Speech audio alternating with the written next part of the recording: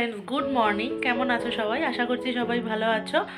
এখন ঘড়িতে সময় সকাল বাজে 8:35। মাম্মামকে স্কুলে দিয়ে জাস্ট বাড়িতে ঢুকলাম, আর এখন চা খাচ্ছি। চা খেয়ে নিয়ে তারপর রোজকার মতো শুরু হবে কাজকর্ম। আগে বিছানাগুলো তুলে তারপর নিচে গিয়ে রান্না করব। আর আজকে একটা স্পেশাল ডিশ রান্না করব। সেটা কি করব তোমরা তো ব্লগে দেখতে পাবে, তার জন্য ব্লগটা দেখতে হবে। আর প্রচণ্ড ঠান্ডা বাইরে পড়েছে। আজ মানে মাম্মামকে স্কুলে দিয়ে আসছি, মানে জমে যাচ্ছি পুরো, এত ঠান্ডা। তো কালকে মাম্মামের স্কুল নেই, কাল পরশু তরশু ছুটি। ওই জন্য আজকে বিকালে যাব মার কাছে, গিয়ে ঘুরে আসবো। তোমরা তো জানো স্কুল ছুটি থাকলেই আমি চলে যাই, কারণ ভালো লাগে আমার ওখানে জমজমাট, সবার সাথে কথা বলতে পারি, ভালো লাগে। তো ওই জন্য চলে যাব। আর এখন আপাতত আগে একটুখানি কাজটা সেরে নিই, সেরে তারপর তোমাদের সাথে আবার কথা বলবো। তোমার সাথে থাকো আর ব্লগটা কিন্তু দেখতে থাকো। সকালবেলা নিচে চলে এসেছি, আর যা বাজার ফুরিয়েছে সেগুলো সব নিয়ে চলে এসেছে, যেমন বেগুন, উচ্ছে, টমেটো, ফুলকপি, বাঁধাকপি, আলু, আদা, রসুন, এই সব। আর নিয়ে এসেছে দেখো পার্শে মাছ। পার্শে মাছগুলোকে বড় বড় আর কি, ওই জন্য অর্ধেক করে এনেছে। পার্শে মাছটা ঝোল করব, তাহলে চলো রান্না শুরু করি। আর করব হচ্ছে শিম চচ্চড়ি, মানে সর্ষে দিয়ে করব শিমটা, ওই জন্য শিমগুলোকে সব কেটে নিচ্ছি।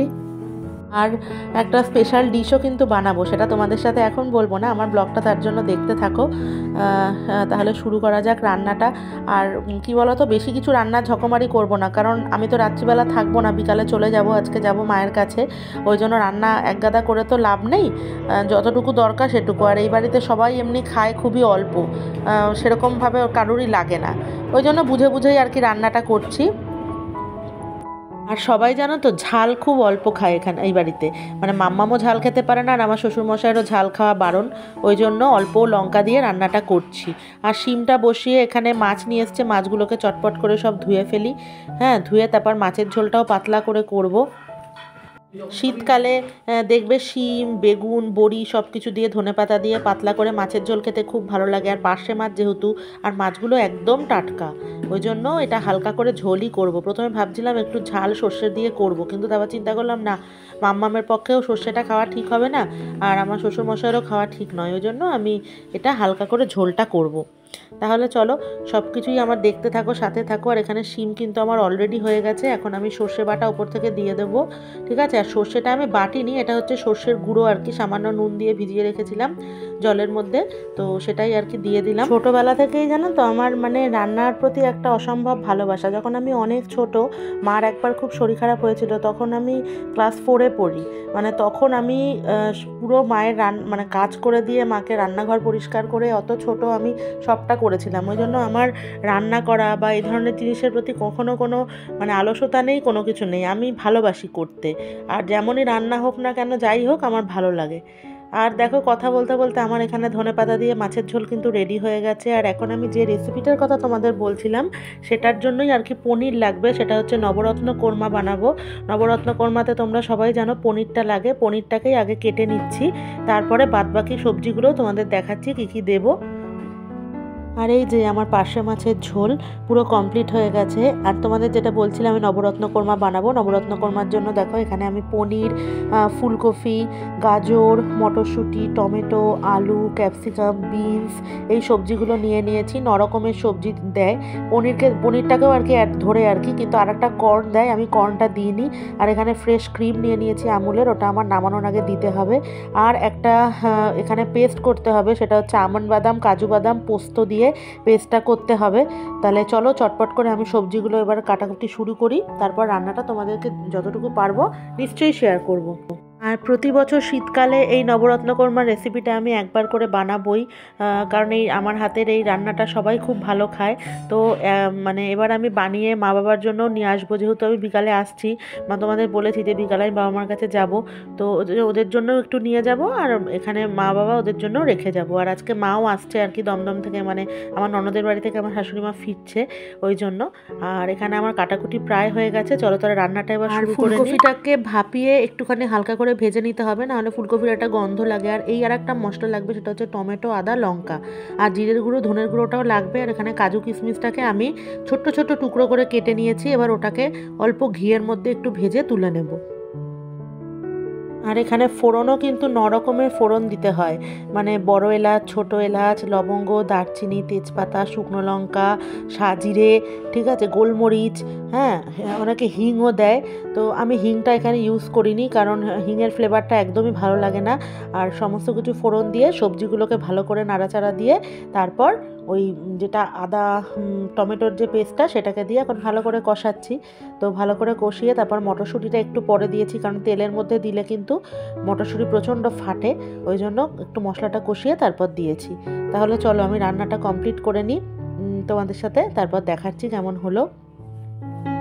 আর এটা যেহেতু আমার কুকিং চ্যানেল নয়, সেই জন্য পুরো প্রসেস সেরে রান্নাটা তোমাদের সাথে আর শেয়ার করলাম না, তাহলে অনেক লেন্দি হয়ে যাবে ব্লগটা।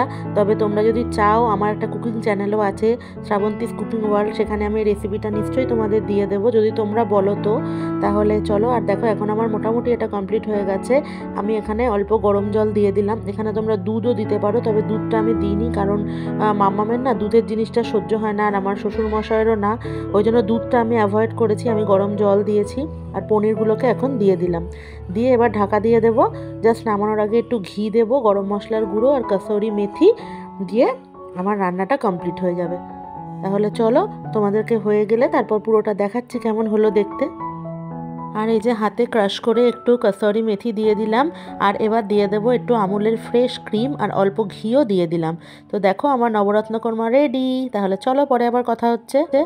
রান্না বান্না সেরে ওপরে এসেছি, আর মাম্মাম স্কুল থেকে এসে গেছে, ওকে স্নান করিয়েও দিয়েছি, ওকে বকা দিয়েছি, ওই জন্য বসে বসে কাঁদছে, তাই তোমাদেরকে আর শোনালাম না সেই আওয়াজটা। আর এদিকে দেখো আমার এখানে প্রচুর কাচাকুচি ছিল, মাম্মামের যেহেতু আজকে স্কুল লাস্ট হলো, তো আমি প্রতিদিনই শুক্রবার করে কেচে দিই, তো যেহেতু বৃহস্পতিবার লাস্ট হলো, শুক্রবার ছুটি, ওই জন্য আজকেই সবকটা কেচে দিলাম। আর বিকালে যেহেতু আমি থাকবো না, তাই সব কেচে একেবারে গেলাম আমি, যাতে অসুবিধা না হয়। আর দেখো সব ছাদে মেলে দিয়েছি। এখন 2টো বেজে গেছে, আমি স্নান করব, তারপর বৃহস্পতিবার পুজো দেবো, তারপর মাম্মামকে খাওয়াবো। তাহলে চলো, আমি পরে আবার কথা বলছি। আর এই যে স্নান টান সেরে ঠাকুর ঘরে চলে এসেছি, এখন সব ঠাকুরদেরকে সাজাচ্ছে। আর আজকে যেহেতু বৃহস্পতিবার, ঘট পাতার ব্যাপার আছে, পাঁচালি পড়ার ব্যাপার আছে। আর মাম্মামও আমার সাথে চলে এসছে, সেটা তোমাদের আর দেখাচ্ছি না, আমার মাথা পাগল করে দিচ্ছে, ও নাকি সব কিছু করাবে, ও সিঁদুর দেবে। তো যাই হোক, ওর মধ্যে আগ্রহটা আছে, সত্যি খুব ভালো লাগে। আর এখন আমি যত তাড়াতাড়ি আর কি পারছি চটপট করে দেওয়ার চেষ্টা করছি, কারণ কি বলো তো, বাচ্চার যদি খিদে পেয়ে যায় আর এই কথাটা শুনলে, তখন কি আর মা ঠিক থাকতে পারে বলো। তো চলো পুজোটাকে দিয়ে নিই। পুজো দেওয়া হয়ে গেছে, দেখো এখন প্রায় 2:30 মতো বাজে, মামুমকে এবার খাইয়ে দেবো, ঠিক আছে। তাহলে চলো, মামাম ঘরে গেছে, মামুমকে খাইয়ে নিই, তারপর বেরোনোর সময় তোমাদের সাথে কথা হচ্ছে।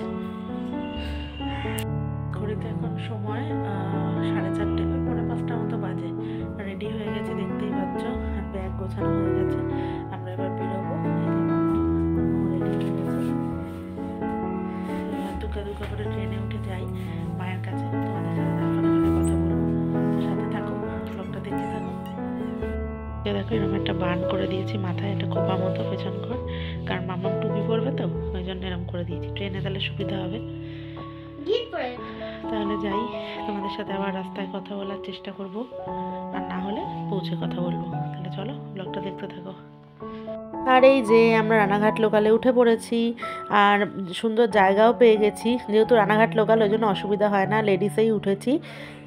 তাহলে চলো, আর একটা জিনিস আমি খাচ্ছি, কি বলো তো, চপ খাচ্ছি, গরম গরম চপ ভাজছিল স্টেশনে, তো ওখান থেকে চপ নিয়ে নিয়েছি, আর ট্রেনে চা যাচ্ছিল, আর একটু দেখো লেবু চা নিয়ে নিয়েছি। ওফ, দারুণ কম্বিনেশন, চপটা এত ঝাল লাগছিল, যার জন্য একটু চা না নিয়ে পারলাম না, তাই বসে বসে একটু লেবু চা আর চপ খাচ্ছি।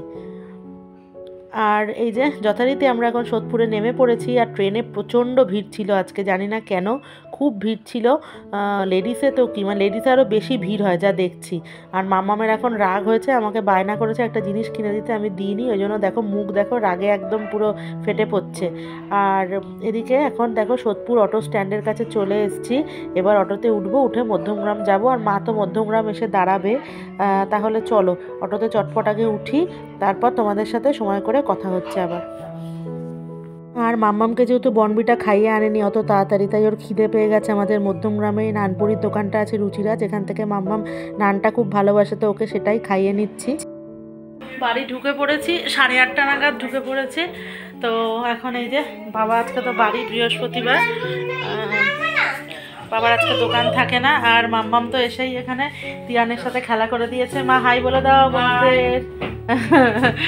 আবার বন্ধুরা তোমাদের সাথে দেখা হলো। হ্যাঁ, তো এসে তারপর আমার ফট করে মনে হলো যে আমি তো আর মানে শ্যুট করতে পারিনি। অ্যাকচুয়ালি আমার ফোনে চার্জ ছিল না আমার, যার জন্য আমি আর রাস্তার মধ্যে বেশি আর দেখাতে পারিনি। ওই জন্য বাড়ি ঢুকলাম। বন্ধুরা এই দেখো আমার নাতনি আমার সাথে এখন পুতুল খেলবে। এই আমার নিয়ে খেলতে হবে, বসতে হবে খেলতে। তিয়ানের সাথে, আমার সাথে তো জানে হবে না, আমি তো খেলবো না, কারণ আমার আর সারাদিন ধরে ভালো লাগে না। মাও পরিশ্রম করে সারা দিন, কিন্তু আমার থেকেও বেশি। মা তো নাতনি কিছু বললে তো সেই কথা মা তো জানোই, মা শুনবেই। ওই জন্য আমার সাথে এসব হবে না। আমি এখন পাশে টান টান শুয়ে থাকবো, আর খাবো দাবো আর ঘুমিয়ে পড়বো। আজকে মানে আমার আর একদম ভালো লাগছে না। তো চলো তাহলে পরে আবার কথা হচ্ছে। দেখো তিয়ান এই যে চুল বেঁধে দিচ্ছে, সব মাই সব করে দিল, আমাকে কিছু আর করতে হয়নি। এবার ওকে নিয়ে ঘুম পাড়িয়ে দেবো। আর এখানে এই যে বাবা এখন গায়ে কম্বল দিয়ে ঘুমানোর প্রস্তুতি, আমরাও এখন শুয়ে পড়বো। আর এটা মামামের স্কুল থেকে ক্যালেন্ডারটা দিয়েছে এই বছর, এই যে সেন্ট অ্যান্টনি স্কুল লেখাই রয়েছে। তো এই ক্যালেন্ডারটাও তিয়ান বাড়িতে নিয়ে আসবে বায়না, যে এখানে তিয়ানের এখানে লাগাবে, তাই এটা নিয়ে চলে এসছে। যেটা সরে যা, এটা ওদের স্কুলের ক্যালেন্ডার। এই যে মাম্মাম ডান্স করছিল, এই দেখো এই যে মাম্মাম এদিক ঘুরে আছে, এটা হচ্ছে মাম্মাম। এই যে